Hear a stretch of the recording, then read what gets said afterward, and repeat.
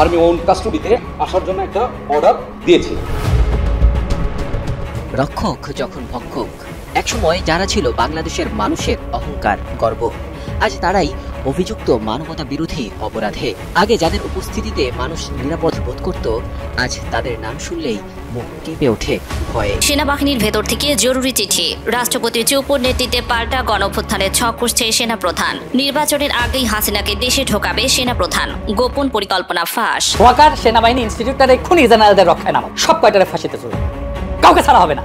এই ভয়ানক আওয়ামী লীগ সংগঠনের সাথে যারা আছে তাদের একটা কেউ ছাড়া হবে না। সেনাবাহিনী প্রধান জেনারেল ওয়াকারুজ্জামানের মেয়াদ শেষ হবে 2027 সালের 22শে জুন, কিন্তু তার আগেই তাকে সরিয়ে দিতে চায় জামায়াত, এমন একটি প্রচারণা সামাজিক মাধ্যমে দেখা যাচ্ছে। বিএনপি নেতা রিজভী বলছেন জামায়াতের হয়তো কোনো মাস্টার প্ল্যান আছে। কি সেই মাস্টার প্ল্যান? গুম খুনের 3 মামলায় সাবেক বর্তমান 15 সেনা কর্মকর্তাকে কারাগারে পাঠানোর নির্দেশ দিয়েছেন আন্তর্জাতিক অপরাধ ট্রাইব্যুনাল।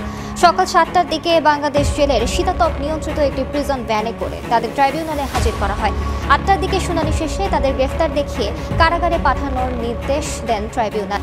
চুপকে সরাতে হবে, কারণ মাথা রেখে দেহকে কখনো অবশ করা যাবে না। মাথা ঠিক আছে, দেহ ঠিক থাকবে। নানান জল্পনা কল্পনার অবসান ঘটিয়ে, সব শঙ্কা অনিশ্চয়তার অবসান ঘটিয়ে অভিযুক্ত সেনা কর্মকর্তাদের আন্তর্জাতিক অপরাধ ট্রাইব্যুনালে হাজির করা হয়েছে। এটা বাংলাদেশের ইতিহাসে একটা নজিরবিহীন ঘটনা এবং জনগণের বিজয়। কিন্তু প্রশ্ন হচ্ছে, বাংলাদেশে এমন আবহে হঠাৎ ভারতীয় সেনার গোয়েন্দারা কেন আচমকা বাংলাদেশ সফরে গেলেন? কি তাদের উদ্দেশ্য? আমি আশা করি সেনাবাহিনী বিষয়টি বুঝবেন, কারণ সেনাবাহিনীর 15 জনের হিসেব নয় এখানে, পুরো সেনাবাহিনীর ভাবমূর্তিটা এখানে মূল প্রশ্ন। কারণ আমরা বিশ্বাস করি এই দেশের সেনাবাহিনী দেশপ্রেমিক বলে এখন পর্যন্ত ভারত এই দেশটাকে নিতে পারেনি। এই দেশের সেনাবাহিনী দেশপ্রেমিক বলে 5 তারিখে শেখ হাসিনাকে পালাতে হয়েছে।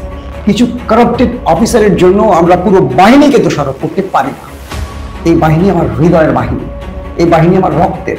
অবশেষে আজকের পরিস্থিতি দেখে যেটি বোঝা যায় যে সেনাবাহিনী যেভাবে হোক এটা এই আইসিটির অধীনে বিচারটা তুলে দিল, এক প্রকার এটা বলা যায়। শক্তি বন্ধ করেন, ঈদ মোবারক ফরাক হইতে আছে। চোখটা বন্ধ করে আওয়াজটা একটু শোনেন তো, হেডফোন লাগায়া। রাজার সাথে হাসা আর দইয়ার সাথে ইরাইডি কইরা খুব বেশি সময় আসলে জয়ী হওয়ার সুযোগ থাকে না। 5 গুণ শক্তিশালী, কিন্তু ওয়াচ এ বিউটি, মানে ভাবা যায় ভাই, ভাবা যায় যে ধরেন এটার পরিণতি হয়তো আমরা কয়েক ঘন্টা বা 24 ঘন্টার ভিতরেই দেখতে পাবো, চুইসা ফেলবে আমের মতো। বাংলাদেশে একটা ঐতিহাসিক ঘটনা করতে যাচ্ছে বা করতে যাচ্ছে না, ইট ইজ অলরেডি ঘটে গেছে। সেটা হলো যে অবশেষে এটা একটা নতুন বাংলাদেশের প্রতিচ্ছবি, এটা একটা মাইলস্টোন, এটা this is the new beginning, নতুন শুরু, নতুন অধ্যায়।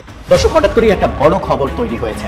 সেই খবরটা বেশ চাঞ্চল্যের সৃষ্টি করেছে। গত রাতে নীরবে নিভৃতে প্রফেসর ইউনূস বিরাট ঘটনা ঘটিয়ে দিয়েছেন, অসম্ভবকে সম্ভব করেছেন। হ্যাঁ, এখন পর্যন্ত খবর এটাই, ঘটনা ঘটে গেছে। ডক্টর ইউনূস একা নয়, ডক্টর ইউনূস সরকার। সম্মানিত দর্শক, আসসালামু আলাইকুম। নতুন একটি নিউজে আপনাকে স্বাগতম। প্রিয় দর্শক, দেশজুড়ে বহুল আলোচিত সেনা কর্মকর্তাদের বিচার শুরু। অভিযুক্ত 15 সেনা কর্মকর্তাকে সেনানিবাসের সাব জেলে পাঠালো আদালত। তাহলে কি এবার গুম খুনের সাথে জড়িত এই সেনা কর্মকর্তাদের ফাঁসির সাজা হবে? অবশেষে মুখ খুললেন সাবেক সেনা কর্মকর্তা। এদিকে সেনাপ্রধানের আরো কিছু চাঞ্চল্যকর গোপন তথ্য এবং বাংলাদেশ নিয়ে গভীর চক্রান্ত ফাঁস করে দিল ব্রিটিশ গণমাধ্যম বিবিসি। সামনে এলো সেনাপ্রধানের ভয়ঙ্কর চেহারা। অপরদিকে এই মুহূর্তে সেনাবাহিনীতে ঠিক কি চলছে? ভারতের সেনাপ্রধান হঠাৎ কেন ঢাকায়? তাহলে কি দিল্লি হাসিনার ফাঁদে পা দিয়েছে বিএনপি জামায়াত? প্রিয় দর্শক, আমাদের আজকের ভিডিওতে অত্যন্ত গুরুত্বপূর্ণ তথ্য শেয়ার করা হয়েছে। দয়া করে ভিডিওটি শুরু থেকে শেষ পর্যন্ত ধৈর্য সহকারে দেখে একটি লাইক দিয়ে সবাইকে বেশি বেশি করে শেয়ার করে দিবেন। সেই সাথে আমাদের ভিডিওটি আপনি বাংলাদেশের কোন জেলায় বসে দেখছেন বা শুনছেন সেটি অবশ্যই কমেন্ট বক্সে কমেন্ট করে জানিয়ে দিতে ভুলবেন না। চলুন আর কথা না বাড়িয়ে ভিডিওটিতে একটি লাইক দিয়ে ধারাবাহিকভাবে আজকের গুরুত্বপূর্ণ খবরগুলো দেখে নেই। আর্মি ওন কাস্টডিতে আসার জন্য একটা অর্ডার দিয়েছি। রক্ষক যখন ভক্ষক, একসময় যারা ছিল বাংলাদেশের মানুষের অহংকার, গর্ব, আজ তারাই অভিযুক্ত মানবতা বিরোধী অপরাধে। আগে যাদের উপস্থিতিতে মানুষ নিরাপদ বোধ করত, আজ তাদের নাম শুনলেই মুখ কেঁপে ওঠে ভয়ে। গত 8ই অক্টোবর ইতিহাসের পাতায় যুক্ত হলো এক নতুন অধ্যায়। সেদিন আন্তর্জাতিক অপরাধ ট্রাইব্যুনাল সেনাবাহিনীর বর্তমান ও সাবেক 23 কর্মকর্তার বিরুদ্ধে জারি করে গ্রেফতারি পরোয়ানা। যে সেনাবাহিনী শুধু দেশের তরেই লড়বে বলে শপথ করেছিল, সেই সেনাবাহিনীর কিছু কর্মকর্তাই ছিলেন হাসিনার একান্ত আস্থাভাজন। আর তারাই হয়ে উঠেছিল দেশের মানুষের জন্য অন্যতম ভয়ের কারণ। আদালতের নির্দেশ 22 অক্টোবরের মধ্যে অভিযুক্তদের গ্রেফতার করে হাজির করতে হবে ট্রাইব্যুনালে। এরপর 11 অক্টোবর সেনাবাহিনী জানায় 15 জন সাবেক ও এলপিআরে থাকা কর্মকর্তাকে নেওয়া হয়েছে সেনা হেফাজতে। তবে এবার প্রশ্ন হলো, এই সেনা কর্মকর্তাদের বিচারের এর পরের প্রক্রিয়া কি হবে?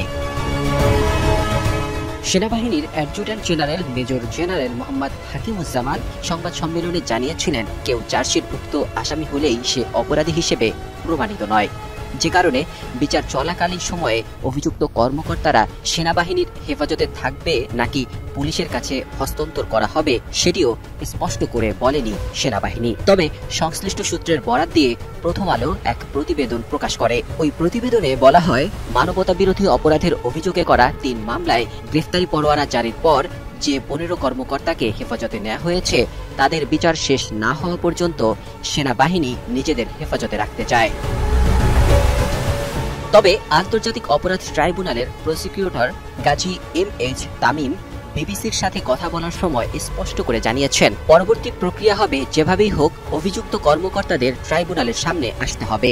এরপর তাদেরকে ট্রাইব্যুনালে হাজির করার পর গুম খুনের 3 মামলায় সাবেক বর্তমান 15 সেনা কর্মকর্তাকে কারাগারে পাঠানোর নির্দেশ দিয়েছেন আন্তর্জাতিক অপরাধ ট্রাইব্যুনাল। সকাল 7টার দিকে বাংলাদেশ জেলের শীতাতপ নিয়ন্ত্রিত একটি প্রিজন ভ্যানে করে তাদের ট্রাইব্যুনালে হাজির করা হয়। 8টার দিকে শুনানি শেষে তাদের গ্রেফতার দেখিয়ে কারাগারে পাঠানোর নির্দেশ দেন ট্রাইব্যুনাল। এছাড়া শেখ হাসিনা, আসাদুজ্জামান খান কামাল সহ পলাতক 17 আসামিকে হাজির হতে 7 দিনের মধ্যে পত্রিকায় বিজ্ঞপ্তি দেওয়ার নির্দেশ দেওয়া হয়েছে। এদিন জামিন চেয়ে এবং ভার্চুয়ালি আদালতে হাজিরার নির্দেশ শোনাচ্ছে 2টি আবেদন করেন 15 সামরিক কর্মকর্তার আইনজীবী, যার শুনানি হবে পরবর্তী ধার্য তারিখে। চিফ প্রসিকিউটর তাজুল ইসলাম বলেন, আসামিদের হাজির করার বিষয়ে সেনাবাহিনী সহযোগিতা করেছেন, তাই সেনাবাহিনীর বিরুদ্ধে অপপ্রচার বন্ধের আহ্বান জানান তিনি। আসামিদের গ্রেফতার সহ আদালতের প্রক্রিয়ায় সহায়তা করায় সংশ্লিষ্ট সবার প্রতি কৃতজ্ঞতা প্রকাশ করেন চিফ প্রসিকিউটর। আসামি পক্ষের আইনজীবীর দাবি, গ্রেফতার নয়, আত্মসমর্পণ করেছেন সেনা কর্মকর্তারা। আসামিরা নির্দোষ বলেও দাবি তার। পরে ট্রাইব্যুনাল থেকে আসামিদের সেনানিবাসের সাব জেলে নেওয়া হয়। সমস্ত বিতর্ক অবসান ঘটিয়ে তারা আইনের নিকট আত্মসমর্পণ করছে, এই ক্রেডিট তারা পাবে। এখানে অনেকে আছে, আপনারা ভবিষ্যতে জানবেন, যারা কোনোদিন কোনো অপরাধের সাথে জড়িত ছিল না, তারা কাউকে পিক আপও করে নাই এবং তাদের রিলিজ করার কোনো ক্ষমতা ছিল না। তাদেরকে কাস্টডিতে প্রেরণের নির্দেশ দেওয়া হয়েছে। কাস্টডিতে প্রেরণ মানে হচ্ছে কারা কর্তৃপক্ষের অধীনে তারা চলে যাবেন। কারা কর্তৃপক্ষ তাদেরকে কোন কারাগারে রাখবেন সেটা তারাই নির্ধারণ। আইন শৃঙ্খলা রক্ষাকারী বাহিনী গ্রেপ্তার করে আজকে আদালতে উপস্থিত করেছে। কোনো আবেদনই আজকে দাখিল হয়নি। তারা মৌখিকভাবে আসামিদের সাথে কথা বলার বা প্রিভিলেজ কমিউনিকেশনের জন্য আবেদন করেছিলেন, আদালত সেটা মঞ্জুর করেছেন। রাষ্ট্রের বাহিনীগুলো আমাদের এই বিচার প্রক্রিয়াকে সমর্থন করা, তাকে স্মুথলি পরিচালনার ব্যাপারে যেটা করেছেন, এটা প্রসিকিউশনের পক্ষ থেকে আমরা সবাইকে, যারা এই প্রক্রিয়াকে সাহায্য করছেন, তাদের সবার প্রতি আমাদের কৃতজ্ঞতা জানাচ্ছি। আন্তর্জাতিক অপরাধ ট্রাইব্যুনালে আছেন সহকর্মী আফজাল হোসেন, সরাসরি যাচ্ছি তার কাছে। দর্শক দেখতে পাচ্ছেন যে 15 জন সাবেক বর্তমান সেনা কর্মকর্তাকে ট্রাইব্যুনালের হাজতখানা থেকে ছাত্র জনতার রক্তের বিনিময়ে অর্জিত আমাদের দ্বিতীয় স্বাধীনতা এবং আওয়ামী লীগ ফ্যাসিস্টদের পুনর্বাসনের নীল নকশা। 1 জুলাই আগস্ট বিপ্লবে আমাদের দ্বিতীয় স্বাধীনতা অর্জনের পেছনের একমাত্র অবদান ছিল ছাত্র ও আপামর জনসাধারণের। এখানে সরকার কোনো বাহিনী বা প্রতিষ্ঠান সাহায্য করেনি। তবে বর্তমানে র্যাব ও বিজিবি দাবি করছে যে তারা ছাত্রদের পক্ষে ছিল। একইভাবে সেনাবাহিনীকে পরবর্তীতে এমনভাবে গৌরবান্বিত করার চেষ্টা করা হয়েছে যেন তারা ছাত্রদের পাশেই ছিল। প্রকৃত সত্য হলো 4 আগস্ট ডোনাল্ড কর্তৃক মুখ্য সচিব তোফাজ্জল হোসেন মিয়াকে জানানো হয়েছিল সেনাবাহিনী গুলি চালালে জাতিসংঘ থেকে তাদের ফেরত নেওয়া হবে। এর প্রেক্ষিতে সালমান এফ রহমান 5 আগস্ট দিবাগত রাত 2 ঘটিকা থেকে সকাল 7টা পর্যন্ত চেষ্টা করে ব্যর্থ হলে সেনাবাহিনী সহ অন্যান্য বাহিনী প্রধানরা হাসিনাকে পালিয়ে যাওয়ার জন্য পরামর্শ প্রদান করে এবং নিরাপদে ভারতে পালিয়ে যাওয়ার বন্দোবস্ত করেন। উল্লেখযোগ্য বিষয় হলো সশস্ত্র বাহিনীর মধ্যম জুনিয়র সারির অফিসার ও সাধারণ সেনা সদস্যরা ছাত্র জনতার পক্ষে নৈতিক সমর্থন দিয়েছিলেন, যার ফলে হাসিনার আনুগত্যকারী জ্যেষ্ঠ সেনা কর্মকর্তারা সেনাবাহিনীর অভ্যন্তরে অভ্যুত্থানের ভয়ে ছিলেন। 2 বিপ্লব পরবর্তী সময়ে সেনাবাহিনীর জ্যেষ্ঠ কর্মকর্তারা বিশেষ করে হাসিনার ঘনিষ্ঠরা কিছুদিন ভয়ে ছিল, তবে সাম্প্রতিক সময়ে তারা আবার সক্রিয় হয়ে উঠেছে। এছাড়াও সার্বিকভাবে দেশের আইন শৃঙ্খলা উন্নয়নে সেনাবাহিনীর উল্লেখযোগ্য সংখ্যক জ্যেষ্ঠ কর্মকর্তাদের সদিচ্ছার অভাব সর্বজন স্বীকৃত। কনিষ্ঠ অফিসার ও সেনা সদস্যরা চাইলেও অগ্নি সন্ত্রাসীদের ধরতে দেওয়া হচ্ছে না, কারণ জ্যেষ্ঠ কর্মকর্তারা বাধা দিচ্ছে। এই সুযোগে ফ্যাসিস্টরা পুনর্বাসিত হচ্ছে। 3 সেনাবাহিনীর ভেতরে বর্তমানে আওয়ামী লীগ পুনর্বাসনে কাজ করছে দুইটি গ্রুপ, একটি মেজর জেনারেলদের এবং অন্যটি ব্রিগেডিয়ার জেনারেলদের। মেজর জেনারেলদের গ্রুপে রয়েছে আমিন সাইদ, কবির, নাজমুল, সারোয়ার, মাহবুব, জাহাঙ্গীর এবং 27তম BMA লং কোর্সের 6 জন major general Farid, DG, NSI ব্যতীত। 4 মেজর জেনারেলদের ফেরদৌস ও তার প্রভাব। মেজর জেনারেলদের গ্রুপের নেতৃত্ব দিচ্ছে BA 4410 major general Ferdous Hasan Selim. এই অফিসার শেখ হাসিনার ঘনিষ্ঠ বান্ধবী ছেলে এবং হাসিনাকে ফুপু বলে ডাকে। বাংলাদেশ ইতিহাসের একমাত্র এই অফিসারের পার্সিং আউট অনুষ্ঠানে শেখ হাসিনার বিরোধী দলীয় নেত্রী হিসেবে BMA-তে গমন করেন। মেজর জেনারেল ফেরদৌস দুর্নীতিতে অভিযুক্ত জেনারেল আজিজের সামরিক উপদেষ্টা হিসেবে আজিজের সকল অবৈধ লেনদেনের সাথে জড়িত ছিলেন। কেবল তাই নয়, নজিরবিহীন দৃষ্টান্ত স্থাপন করে আজিজ পরবর্তী চরিত্রহীন সেনাপ্রধান জেনারেল শফির সামরিক উপদেষ্টা হিসেবে নিয়োগ পান তিনি। বর্তমানে তিনি প্রধান উপদেষ্টা সামরিক সচিব হিসেবে অত্যন্ত গুরুত্বপূর্ণ পদে নিয়োজিত রয়েছেন। অতি চতুর এই অফিসার প্রধান উপদেষ্টাকে ব্যবহার করে সশস্ত্র বাহিনীর সিভিল এবং ফরেন সার্ভিস ও পুলিশের বড় পদগুলো আওয়ামী লীগপন্থী লোকদের বসাচ্ছেন। কিন্তু কিছু ক্ষেত্রে বাহিনীর প্রধানদের সুপারিশও পরিবর্তন করেছে অফিসার। উদাহরণ হিসেবে ব্রিগেডিয়ার জেনারেল মোস্তাফিজের পদোন্নতি এবং DGFI-তে পদোন্নয়নের সুপারিশ পরিবর্তন করে হাসিনার নিরাপত্তা উপদেষ্টা কুখ্যাত মেজর জেনারেল অবসরপ্রাপ্ত তারিক সিদ্দিকী মনোনীত মেজর জেনারেল জাহাঙ্গীরকে DGFI হিসেবে পোস্টিংও করান। মেজর জেনারেল ফেরদৌস শুরু থেকেই গোপনে শেখ হাসিনা ও তারিক সিদ্দিকীর সাথে যোগাযোগ রক্ষা করে চলেছেন। 5 সামরিক বাহিনী ঘিরে আওয়ামী লীগের ছক। বর্তমান সরকার দায়িত্ব নেওয়ার পর ছোট বড় 75টি আন্দোলন হয়েছে। এই সকল আন্দোলন নিয়ন্ত্রণে সেনাবাহিনীর ভূমিকা ছিল নীরব দর্শকের মতো। 4 আগস্ট পর্যন্ত সেনাবাহিনীর জ্যেষ্ঠ কর্মকর্তারা যেভাবে ছাত্র জনতাকে অত্যাচারের জন্য চাপ দিয়েছেন, সেই রকম কোনো উদ্যোগ বর্তমানে আওয়ামী লীগ সন্ত্রাসীদের ধরার জন্য নেই। ফেরদৌস, এহসান এবং সেলিম আজাদ পিডে বর্তমানে আওয়ামী লীগপন্থী সকল সেনা কর্মকর্তাকে গুরুত্বপূর্ণ স্থানে বসিয়ে দিচ্ছে। তাদের পরিকল্পনা হচ্ছে আগামী নির্বাচনে দেশে একটি অস্থিতিশীল পরিস্থিতি তৈরি করে রাষ্ট্রপতির চুক্তির মাধ্যমে জুড়ে জরুরি অবস্থা ঘোষণা করানো। এই কারণেই 9 পদাতিক রিভিশনের DOC আওয়ামী লীগ চেতনাবাদী মেজর জেনারেল মইদের বিরুদ্ধে অভিযোগ থাকা সত্ত্বেও তাকে পরিবর্তন করা হয়নি। সেনাবাহিনীতে চিহ্নিত দুর্নীতিগ্রস্ত ও আওয়ামী লীগ ফ্যাসিস্টদের এখনো বহাল তবিয়তেই রাখা হয়েছে। প্রশ্ন হচ্ছে, তাহলে কি সেনাপ্রধান ওয়াকারকে অপসারণ করা জরুরি? এছাড়াও জেনারেল ওয়াকারের 10টি অপকর্ম সম্পর্কে আলোচনা করব আমাদের এই ভিডিওতে। চলুন একে একে দেখে নেওয়া যাক ওয়াকারের কুকর্মগুলো। নাম্বার 1, হাসিনাকে সেফ এক্সিস দেওয়া। জেনারেল ওয়াকারের সবচেয়ে বড় অপকর্ম হচ্ছে স্বৈরাচার হাসিনাকে দেশ থেকে সাহায্য করা। অথচ হাসিনা এদেশে যা করেছে তার জন্য উচিত বিচার হবার দরকার ছিল জনগণের আদালতে, কিন্তু সেটি সম্ভব হয়নি সেনাপ্রধানের কারণে। এমনকি জুলাই বিপ্লবে যে 2000 মানুষ নিহত হয়েছিল, সেখানেও নীরব সম্মতি ছিল ওয়াকারের। জানা যায় সেনাবাহিনীর একটি অংশ চেয়েছিল হাসিনাকে জনতার হাতে তুলে দিতে, কিন্তু ওয়াকার সেটিও হতে দেননি। তিনি এতটাই গোপনীয়তার সাথে হাসিনাকে পালাতে সাহায্য করেন যে হাসিনার ফ্লাইটটি রাডার পর্যন্ত ফাঁকি দেয়। হাসিনা তার বোন শেখ রেহানা বা ফ্লাইট ক্রু ও সিকিউরিটি। সেনাবাহিনী প্রধান জেনারেল ওয়াকারুজ্জামানের মেয়াদ শেষ হবে 2027 সালের 22 জুন, কিন্তু তার আগেই তাকে সরিয়ে দিতে চায় জামায়াত, এমন একটি প্রচারণা সামাজিক মাধ্যমে দেখা যাচ্ছে। বিএনপি নেতা রিজভী বলছেন জামায়াতের হয়তো কোনো মাস্টার প্ল্যান আছে। কি সেই মাস্টার প্ল্যান? এদিকে সিভিল কোর্টে সেনা কর্মকর্তাদের বিচার নিয়ে আলোচনার ঝড়।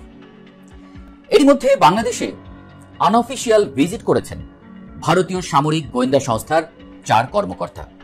জেনারেল কুন্দন সিং এর নেতৃত্বে তারা ঘুরে দেখেছেন লালমনিরহাট এবং সৈয়দপুর বিমানবন্দর। নির্বাচনের 3.5 মাস আগে বাংলাদেশকে নিয়ে কি নতুন কোনো খেলা হচ্ছে? বিএনপি নেতা রিজভী যে মাস্টার প্ল্যানের কথা বলেছেন, তা বাংলাদেশকে কোথায় নিয়ে যাবে?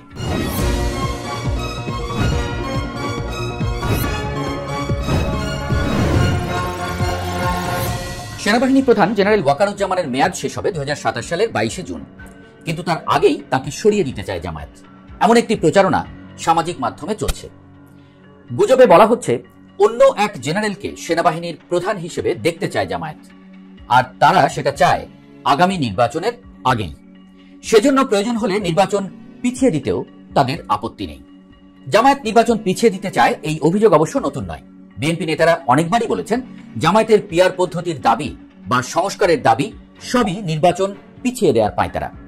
গত সপ্তাহে বিএনপির সিনিয়র যুগ্ম মহাসচিব রুহুল কবির রিজভী অভিযোগ করেছেন জামায়াতের হয়তো কোনো মাস্টার প্ল্যান আছে, তাই তারা জাতীয় নির্বাচনের আগে গণভোট চায়।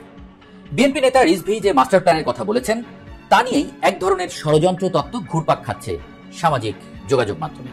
বিএনপি যেমন নির্বাচনে জিতে ক্ষমতায় যেতে চায়, জামায়াতও তাই চায়। সম্প্রতি 4টি বিশ্ববিদ্যালয়ের ছাত্র সংসদ নির্বাচনে জামায়াতের ছাত্র সংগঠন ইসলামী ছাত্র শিবিরের ভূমিধস বিজয়ে প্রমাণিত হয়েছে নির্বাচনের রাজনীতির কৌশলে বিএনপির চেয়ে অনেক এগিয়ে জামায়াত। ছাত্র সংসদ নির্বাচনে শিবিরের বিজয় জামায়াতের আত্মবিশ্বাস অনেক বাড়িয়েছে। সরকারের অনেক গুরুত্বপূর্ণ পদে জামায়াত সমর্থিত ব্যক্তিরা আছেন এমন অভিযোগ শোনা যায় হরহামেশা। অভিযোগ আছে অনেক গণমাধ্যমে জামায়াতের নেতাকর্মীরা গুরুত্বপূর্ণ দায়িত্বে, সামাজিক মাধ্যমে জামায়াতের ব্যাপক প্রভাব, এর মধ্যে দেশের সবচেয়ে বড় 4টি পাবলিক বিশ্ববিদ্যালয়ের সবগুলোই তাদের নিয়ন্ত্রণে। সব মিলিয়ে বাংলাদেশের ইতিহাসে এবারের মতো এত সুবর্ণ সুযোগ জামায়াতের সামনে আর কখনোই আসেনি। শুধু একটি প্রতিষ্ঠান জামায়াতের পুরো নিয়ন্ত্রণের বাইরে, সেটি হলো বাংলাদেশ সেনাবাহিনী। সেনাপ্রধান জেনারেল ওয়াকারুজ্জামান সাবেক প্রধানমন্ত্রী শেখ হাসিনার চাচাতো বোনের জামাই হয়, তার প্রতি পুরোপুরি ভরসা করতে পারছে না জামায়াত, আর তাই পরিবর্তন চায় জামায়াত। এতে যার নাম সোশ্যাল মিডিয়ায় ঘুরছে, বলা হচ্ছে তিনি জামায়াতের প্রতি অনুকূল, কিন্তু একই সাথে এই প্রশ্নটিও উঠছে তিনিও আওয়ামী লীগ সরকারের আমলেই পদোন্নতি পান, তাহলে তাকে জামায়াতপন্থী বলা হচ্ছে কেন? যেমনটি আগেই বলা হচ্ছিল, বেসামরিক প্রতিষ্ঠানে নিজেদের নিয়ন্ত্রণ প্রতিষ্ঠার পাশাপাশি সামরিক বাহিনীর কাছ থেকেও সহমর্মিতা পেতে চায় জামায়াত, কারণ তাদের সমর্থন ছাড়া ক্ষমতায় যাওয়া বা ক্ষমতায় থাকা দুটোই অসম্ভব হয়ে পড়বে। বিশেষ করে নির্বাচনে যেহেতু সেনা মোতায়েন করা হবে, তাই নির্বাচনের আগেই সেনাবাহিনীতে পরিবর্তন চায় তারা, সেজন্য নির্বাচন পিছিয়ে দিতেও তাদের কোনো আপত্তি নেই। যদিও ডক্টর ইউনূস বলছেন নির্বাচন হবে ফেব্রুয়ারিতেই, সেক্ষেত্রে জামায়াতের সামনে একমাত্র বিকল্প হলো সেনাবাহিনীকে কোণঠাসা করে রাখা, যাতে জামায়াতের প্রতি সহানুভূতিশীল অফিসাররা যারা আছেন তারা গুরুত্বপূর্ণ ভূমিকা রাখতে পারেন। এর প্রথম পদক্ষেপটি হলো সেনাবাহিনীর 25 জন কর্মকর্তার বিরুদ্ধে আইসিটি আইনে অভিযোগ গঠন এবং তাদেরকে বিচারের আওতায় আনা। আইসিটির প্রধান প্রসিকিউটর অ্যাডভোকেট তাজুল ইসলাম জামায়াত নেতা, কাজেই আইসিটিতে সেনা কর্মকর্তাদের বিচারের আওতায় আনার পেছনে তার ভূমিকা আছে, আর এটি নিয়েই সেনাবাহিনীতে নানা আলোচনা শুরু হয়েছে। সেনাবাহিনীতে কর্মরত অফিসারদের সিভিল আদালতে বিচার একটি বিরল ঘটনা, এ নিয়ে খোদ সেনাবাহিনীতেই প্রচুর আলোচনা আছে। বলা হচ্ছে সেনা সদস্যদের একটি অংশ চান না সিভিল কোর্টে তাদের বিচার হোক, আরেক অংশ বলছেন তাদের বিরুদ্ধে যেসব অভিযোগ আনা হয়েছে তা পেশাগত দায়িত্ব পালনের অংশ। সেনাবাহিনীর যে 25 জন কর্মকর্তার বিরুদ্ধে অভিযোগ আনা হয়েছে তারা মূলত ডিজিএফআই এবং র্যাবে কর্মরত ছিলেন। এর মধ্যে ডিজিএফআই সরাসরি প্রধানমন্ত্রীর কার্যালয়ের অধীনে আর র্যাব স্বরাষ্ট্র মন্ত্রণালয়ের অধীনে। সেনা কর্মকর্তারা দায়িত্ব পালন করতে গিয়ে ঊর্ধ্বতন কর্তৃপক্ষের নির্দেশ পালন করেছেন। পেশাগত দায়িত্ব পালনের জন্য বিচারের মুখোমুখি করা হলে সেনাবাহিনীতে চেইন অব কমান্ড ভেঙে পড়বে এমন মত আছে। এই দ্বিমুখী আলোচনা সমালোচনার মধ্যে সেনাপ্রধান কোণঠাসা হয়ে পড়েছেন। সৌদি আরব এবং ভারত সফরে যাওয়ার কথা থাকলেও সরকারের গ্রিন সিগন্যাল না পাওয়ায় তিনি কোথাও যেতে পারেননি এমন আলোচনাও আছে। কার্যত তিনি গৃহবন্দী হয়ে আছেন এমন আলোচনা সামাজিক যোগাযোগ মাধ্যমে চলছিল। কিন্তু সেনাপ্রধান যে গৃহবন্দী নেই, এসব আলোচনা যে শুধু গুজব তা নিজেই প্রমাণ করলেন জেনারেল ওয়াকারুজ্জামান। গত 16 অক্টোবর প্রথমে লালমনিরহাট, এরপর ঠাকুরগাঁও এবং পরে সৈয়দপুর বিমানবন্দরে যান তিনি। সেনাপ্রধানের ক্যান্টনমেন্টের বাইরে আসাটা আলোচনাটা না থামিয়ে উল্টো বাড়িয়ে দিয়েছে, কারণ এই লালমনিরহাট এবং সৈয়দপুরে মাত্র একদিন আগেই সফর করেছেন ভারতীয় সেনাবাহিনীর উচ্চ পর্যায়ের প্রতিনিধি দল। ভারতীয় সামরিক গোয়েন্দা সংস্থার অতিরিক্ত মহাপরিচালক মেজর জেনারেল কুন্দন কুমার সিং এর নেতৃত্বে 4 সদস্যের প্রতিনিধি দল 14 থেকে 16 অক্টোবর বাংলাদেশ সফরে আসেন। জানা গেছে ঢাকা ক্যান্টনমেন্টে ঊর্ধ্বতন সামরিক কর্মকর্তাদের সাথে বৈঠক ছাড়াও তারা লালমনিরহাট এবং সৈয়দপুর বিমানবন্দর পরিদর্শন করেছেন। এর মধ্যে লালমনিরহাট বিমানবন্দরটি নিয়ে অনেকদিন ধরেই কথা হচ্ছিল। সেখানে রয়েছে বাংলাদেশ এভিয়েশন ইউনিভার্সিটি। এই জায়গাতেই একটি আধুনিক বিমানবন্দর করার প্রস্তাব দিয়েছিল চীন। ভারতের চিকেন নেকের খুব কাছে হওয়ায় ভারত এই বিমানবন্দর নির্মাণের বিরোধিতা করে। বলা হচ্ছে ভারতের সামরিক গোয়েন্দা কর্মকর্তাদের সফরের পরপরই বাংলাদেশের সেনাবাহিনী প্রধান ওয়াকারুজ্জামানও উল্লেখিত বিমানবন্দর দুটি পরিদর্শন করেছেন। একই সাথে তিনি যান ঠাকুরগাঁও বিমানবন্দরে। হঠাৎ করে সেনাবাহিনী প্রধান কেন লালমনিরহাট, সৈয়দপুর এবং ঠাকুরগাঁও গেলেন তা নিয়েও সামাজিক মাধ্যমে নানা জল্পনা কল্পনা চলছে। এরই মধ্যে লেফটেন্যান্ট জেনারেল মাইনুর রহমান ভারত সফরে গেছেন। মূলত জাতিসংঘ শান্তিরক্ষা মিশনের একটি সম্মেলন ও দক্ষিণ এশিয়ায় জঙ্গিবাদ বিরোধী একটি সম্মেলনে যোগ দিতেই তিনি ভারতে যান। কিন্তু এর মধ্যে তিনি ভারতীয় সেনাবাহিনীর প্রধান উপেন্দ্র দ্বিবেদী সহ ঊর্ধ্বতন ভারতীয় সেনা কর্মকর্তাদের সঙ্গে বৈঠক করেছেন। আন্তর্জাতিক অপরাধ ট্রাইব্যুনাল আইসিটি কর্তৃক চার্জশিটে 25 জন উচ্চপদস্থ সেনা কর্মকর্তাকে অভিযুক্ত করায় সেনাবাহিনীর মধ্যে কিছুটা আলোচনা তৈরি হয়েছে। এই 25 জন ছাড়া আরও যারা বিভিন্ন সময় ডিজিএফআই এবং র্যাবে কাজ করেছেন তাদের মধ্যেও শঙ্কা তৈরি হয়েছে। প্রধান উপদেষ্টা ডক্টর মোহাম্মদ ইউনূসের প্রতি সেনা সদস্যদের অবিশ্বাসের গুঞ্জনও ছড়িয়ে পড়েছে। যদিও অফিসিয়ালি এ নিয়ে কোনো প্রমাণ এখনো পাওয়া যায়নি। বলা হচ্ছে আওয়ামী লীগের অপকর্মে সহযোগিতার অভিযোগে অভিযুক্ত এসব কর্মকর্তাদের বিরুদ্ধে কোনো আইনি ব্যবস্থা নেওয়া হবে না, এমন এক ধরনের বোঝাপড়া হয়েছিল। এ কারণেই অভিযুক্ত কর্মকর্তারা বহাল তবিয়তে সেনাবাহিনীতে কর্মরত ছিলেন। বিশেষ করে সাবেক প্রধানমন্ত্রী শেখ হাসিনার সামরিক সচিব মেজর জেনারেল কবির আহমেদকে নিয়ে প্রশ্ন উঠেছে।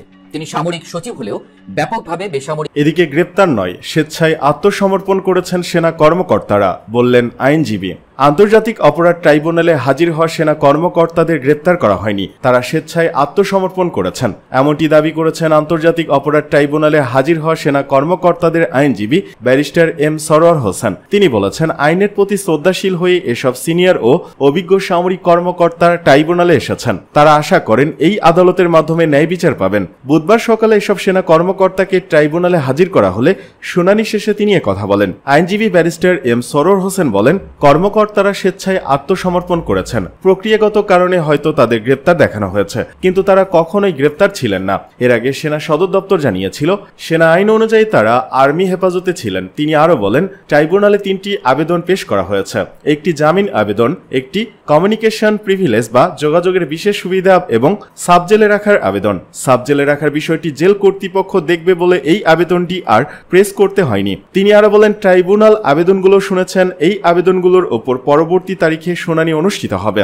মূল অপরাধীরা পালিয়ে গেছেন এমনটি জানিয়ে আইনজীবী ব্যারিস্টার এম সরোয়ার হোসেন বলেন, যারা সত্যিকারের অপরাধী যেমন জেনারেল কবির, জেনারেল আকবর, তারেক সিদ্দিকী তারা দেশ ছেড়ে পালিয়ে গেছেন, কিন্তু আমার মক্কেলরা সুনাগরিক হিসেবে আইনের প্রতি শ্রদ্ধাশীল হয়ে স্বেচ্ছায় আত্মসমর্পণ করেছেন। তিনি আরো বলেন, একজন রাজসাক্ষী সাবেক আইজিপি বলেছেন যে এই ঘটনাগুলো প্রাক্তন স্বরাষ্ট্রমন্ত্রী এবং শেখ হাসিনার নির্দেশে হয়েছে এবং কর্মকর্তাদের এতে কোনো নিয়ন্ত্রণ ছিল না। ব্যারিস্টার সরোয়ার হোসেন বলেন, যারা স্বেচ্ছায় আইনের কাছে আত্মসমর্পণ করে তাদের মনোবল প্রমাণ করে যে তারা কোনো অন্যায় করেননি। আমার মক্কেলরা তাদের আত্মপক্ষ সমর্থনের সব দিক তুলে ধরে ট্রাইব্যুনালে মুখোমুখি হবেন এবং ন্যায় বিচার পাবেন। উল্লেখ্য, মানবতা বিরোধী অপরাধে পৃথক 3 মামলায় 15 সেনা কর্মকর্তাকে সকাল 7টার পর ট্রাইব্যুনালে হাজির করা হয়। শুনানি শেষে তাদের কারাগারে পাঠানোর আদেশ দেন আন্তর্জাতিক অপরাধ ট্রাইব্যুনাল 1।